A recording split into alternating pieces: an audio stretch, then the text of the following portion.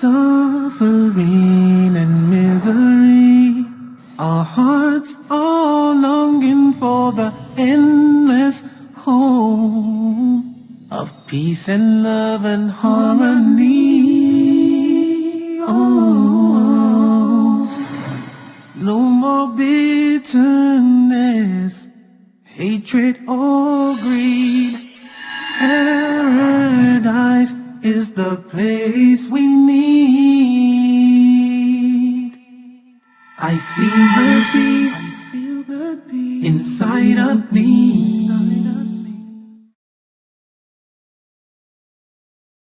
Greetings and peace. This is Dr. Laurence Brown with another episode of Interfaith Issues, where we discuss the issues of common interest to the monotheistic religions of Judaism, Christianity, and Islam. Today's episode is going to focus on atheism. I'm going to start with F.W. Norwood's quote, "Life's greatest tragedy is to lose God and not to miss him." Atheists claim that they can explain our existence through science, through the Big Bang, through evolution, and because these explanations satisfy them. Now, I have addressed this before in my talk on the big questions, but I would like to address it again. In a nutshell, the problem is that by these explanations of the Big Bang and evolution, science contradicts science. Why? Because it's a general principle of science to believe in the concept of entropy. Entropy is the principle that everything degenerates into chaos unless it is controlled. Unless there is a higher power exerting control over a process, it degenerates into chaos. Now, it does not matter if you are talking about your child's bedroom, the kitchen sink, or a complex chemical reaction. If there is nothing controlling it, it will degenerate into chaos. If nobody picks up the child's bedroom, it will become a mess. If nobody cleans the dishes in the kitchen sink, they will just pile up. And if nobody controls a chemical reaction, it will do whatever it does, sometimes leading to disaster. If there is no control over a process, it degenerates into chaos. And so, over all processes which lead to an organized result, there is a greater power exerting control over it. We are told to believe that the Big Bang, the most cataclysmic event in history, in which all the matter and energy of the universe drew together into a hyperdense core and exploded outward into a universe that is 240 followed by 21 zeros, miles across. And this occurred by chance, and this explosion resulted not in chaos, but in perfection, with balanced orbits, with a billion galaxies, over a billion galaxies, none of them colliding with one another. That's a pretty tall tale. At the same time, we are told that evolution was a process by which, through exposure to the primordial elements, amino acids were derived, basic building blocks of proteins, which developed into a single-cell organism. The single-cell organism evolved over millions of years to the various organisms we now have, and that explains the diversity of life as we know it. Again, another process that, without a higher control overseeing that process, we would expect to degenerate into chaos, not into perfection. And yet this is what atheists believe. The cataclysmic event of the Big Bang, the millions of years of uncontrolled random evolution, led not to chaos, but to perfection. That is pretty unbelievable. It is for that reason that many scientists in recent years have disavowed the concept of evolution and have attached the label intelligent design, a conclusion that none of this could have happened without being overseen by a greater power. Now, there are other issues. For example, evolution or natural selection can explain the diversity of species. It can explain why horses 1,000,000 years ago were this tall and now they are that tall. It can explain where the dinosaurs came from and where they went to. It can explain many things. But what it cannot explain is the existence of the soul. If you believe in a soul, where did that come from? And how could that possibly have evolved? If you look at a living organism, all living organisms have something else that is undeniable, and that is life. They have life. Where did that come from? When an organism dies, when an animal dies, the organs are frequently still functioning. Brain death is not always instantaneous. If the organs are still functioning, why is the body dead? Where did the life go to? And where did it come from? We as human beings can transplant almost every organ in the body. We can assemble a Frankenstein-like creature, but nobody can give it life. Not all the scientists in the world can assemble the wing of a gnat. We cannot assemble the smallest organism in creation and give it life. Where did that come from? So the theory of evolution can explain many things, but there are also some quintessential elements to life that it cannot explain. Having said that, there's the old and famous quote that there are no atheists in a foxhole, meaning that everybody at some point in their life enters a period of panic, a period where, for whatever reason, they are thrown into panic and desperation. And at those moments, you never find anybody calling upon anything except for their Creator. Oh God, help me.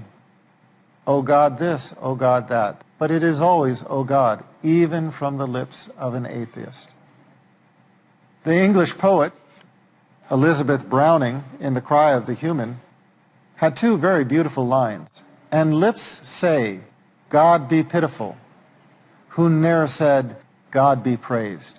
There will come a time when all of mankind stands on the day of judgment, and those who never praised God will ask God to be merciful. They never praised God, but they will ask God to be merciful. How do they expect mercy from a God they never recognized and never worshiped? The prayer of a skeptic is a good starting place. Those of you who know my conversion story, how I became religious, know that it started with prayer of the skeptic. I didn't know this prayer had a name at that time. The prayer I prayed was, oh God, if you are there. I didn't even know. I was an atheist. Many people think that I was a Christian and I came to Islam through Christianity. That was never the case. I was an atheist who became religious, searched for the truth, could not find it in Christianity, but who did find it in Islam. I was the atheist who prayed, oh God, if you are there, because I didn't know.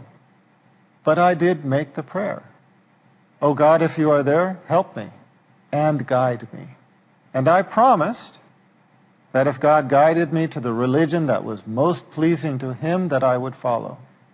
And that is a prayer anybody can pray. Call upon our Creator in just that way. Our Creator, if you are there, guide me and I will follow.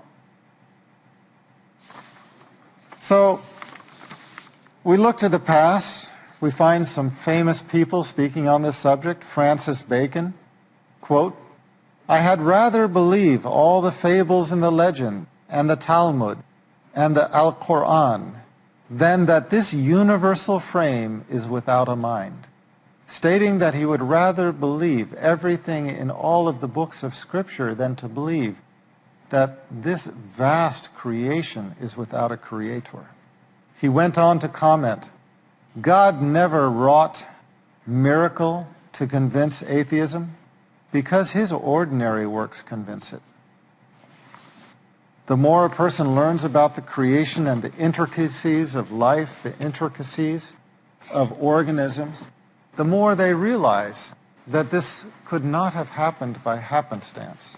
Again, if we turned the processes of evolution loose, how can we expect them to lead to perfection rather than to chaos? We look at a building, we know that there's an architect. We look at a sculpture, we know that there is a sculptor. We look at a painting, we know that there is a painter. Why is it that when we look at creation, we do not recognize that there is a creator? Well, many people fail to make sense of certain aspects of this life which they perceive as being ungodly. They say, oh, how could there be a God if such and such a tragedy happened? But who are we to question the methodology of our Creator?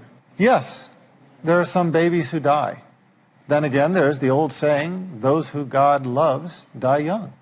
Can anybody make sense of that? I can. Makes sense to me. If any human being who was able to cognitively understand the question was asked, what would you prefer now, to continue on in this life or go directly to paradise this instant? And if they understood what paradise entails and what remaining upon this life entails, they would instantly close on the offer. So can I understand the death of a young person, tragic as it might be? In my viewpoint, that is not a death. It's a transition to the next life, the next existence, which if it is paradise, only a fool would refuse it. If it is hellfire, only a fool would rush toward it. Now we're going to take a short break. Please stay tuned. We'll be right back. Wielding power with fair play. You cannot kill people or fight them if they did not fight you because of your religion or drive you out of your homes. Connecting the divine message with humanity. Even the nobility in the Quran points out that justice should be done even in dealing with the enemy. Providing justice before peace. Watch Peace and Justice next on Peace TV. Paradise is the place we need. Welcome back. This is Dr. Laurence Brown continuing this episode of Interfaith Issues. We're discussing atheism, and we left off with speaking about the fact that there are many issues that atheists raise to say, how can this tragedy happen and there still be a God? And I was just pointing out that not all tragedies are necessarily a tragedy for the individual. The young person who dies and goes to paradise, if they were asked from paradise whether it was a tragedy that they transitioned from worldly life to paradise, they would be sure to say no, it was not a tragedy. For them it was a blessing. So it all is a matter of perspective. Another matter of perspective that I think we need to remember is that within this worldly life, it was always God's favorites who suffered the greatest afflictions. It was the prophets who suffered the greatest tests, who developed the patience of Job, for example, because of the afflictions upon them. We know the prophets to have suffered greatly in worldly terms. They were humiliated by their people. They were at times tortured. They were at times killed. Some of them had children who died in their arms.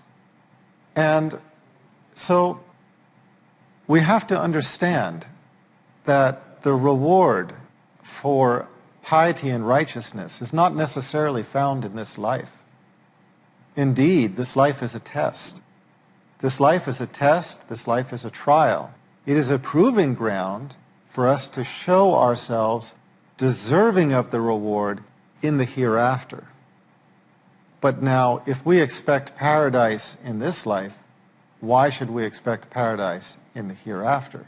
No. Paradise is something to be earned. And you earn something through difficulty, through overcoming difficulty, not through living life as a party. So, remembering that some of those who suffered the most in this life were in fact the prophets, the favorites of our Creator, reminds us that there might be a higher logic, a higher understanding to the events that we look at and consider as being tragic. Maybe there is another way of looking at them which makes godly sense. And it is finding that way of looking at them that helps a person to make sense of not only God, but his creation and our purpose of being. One thing I would point out is that nobody concludes a happy event with a tragedy and considers it a good day. Nobody goes out to a wonderful night on the town, gets mugged at the end of it, and concludes, wow, that was great, I want to do it again. Nobody has the most wonderful of experiences, at the end of which it ends in some horrific tragedy and concludes that that was good. In the same way, we should not look at this life and think of this as a time for play and then find ourselves in the fire in the hereafter. It is not going to be a good conclusion. But as Allah tells us in the Holy Quran, quote, "The life of this world is but little comfort in the hereafter." We cannot believe that the transgressors and the criminals, when they suffer their punishment, are going to find comfort from any of the pleasures they achieved in this life. There is not in this life, or at least there is seldom, a free lunch. Everybody knows that if you want to get paid on your job, you have to do the work. If you do not do the work, if you underperform, you get fired. Think about that word and think about what that word means.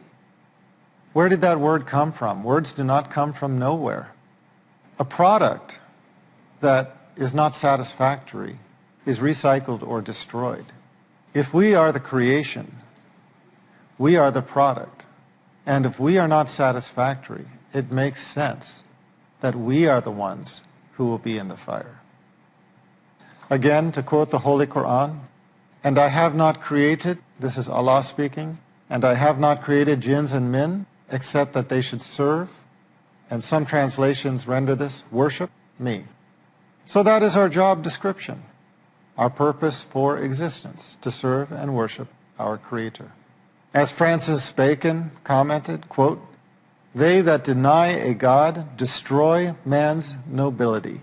For certainly man is of kin to the beasts by his body, and if he be not kin to God by his spirit, he is a base and ignoble creature." So, I think it's important to realize atheism as a belief.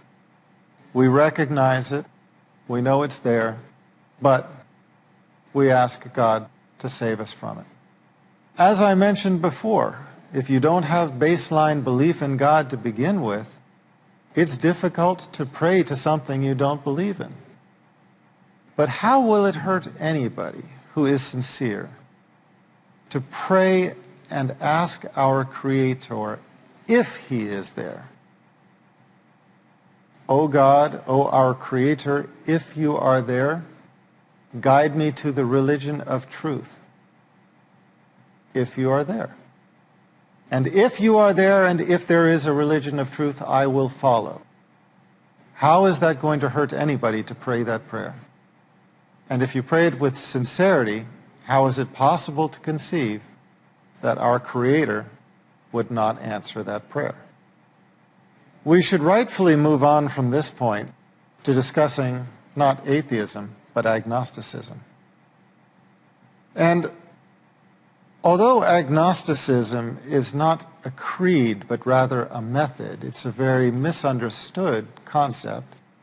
The concept of agnosticism is not belief in God, but not knowing how to believe in God. No, rather the concept of agnosticism is agnostis, not knowing, not being able to prove. You know, from the Latin, the A is negating, Gnostic is certain knowledge. It is basically saying that you cannot prove the existence of God. By this definition, which is not the dictionary definition, but it's the definition according to Thomas Huxley, the one who originated the term, by this definition, a person can be Christian, a person can be Jewish, a person can be Muslim, and still be agnostic in the sense that they recognize God, they believe in God, they serve and worship God, but they do not believe that they can prove the existence of God to another. That is something that has to come from God himself. What brings certainty of God's existence into a person's heart and into a person's mind? Well, religious knowledge is not like other knowledge. It's not purely academic. It is as much a matter of the heart as it is of the intellect. But to have true certainty in religion, that only comes from one place. That is a gift from our Creator. So a person can claim to be atheist, a person can claim to be agnostic and to find those ideologies satisfying. But look, there are many things in life. There are many things in life that are not provable. Gravity. Well, you can drop something and you can find it is still working, but you can't see gravity. By definition, you can't see a black hole, although you can see the evidence that points to its existence. You cannot prove your hunger drive. You cannot prove your headache. You can show the symptoms of it, but you cannot prove it.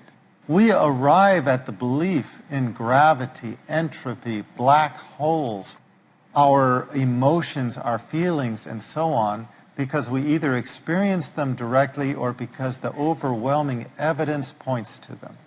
And in the same way, I would suggest that the overwhelming evidence points to the existence of a Creator. A Bedouin once asked why he believes in God. And he just answered simply, you know, if I see hoof prints, I know that there has been a sheep or a goat. If I see camel footprints, I know there has been a camel. And if I see footprints, I know there has been a human being. And if I look at creation, I know that there is a Creator. Well, for those who are uncertain, don't try to solve it yourself. Don't agonize over it. Pray for our Creator to solve it for you. Again, oh God, if you are there. Well, in the same way that we accept gravity, entropy, absolute zero, black holes, the hunger drive, etc., I hope we all someday arrive at accepting the existence of God. And should we do so, the next question then is how to travel down the chain of continuity and revelation and arrive at the religion of truth. That is much of what I have spoken about and what I will speak about in other episodes of this series, Interfaith Issues. So I thank you for being with me tonight or today, and hope that you will join us next time. This is Dr. Laurence Brown. Until next time, this is Dr. Brown sending you the greeting of peace. I feel the peace inside of me, a complete tranquility. I remember Allah.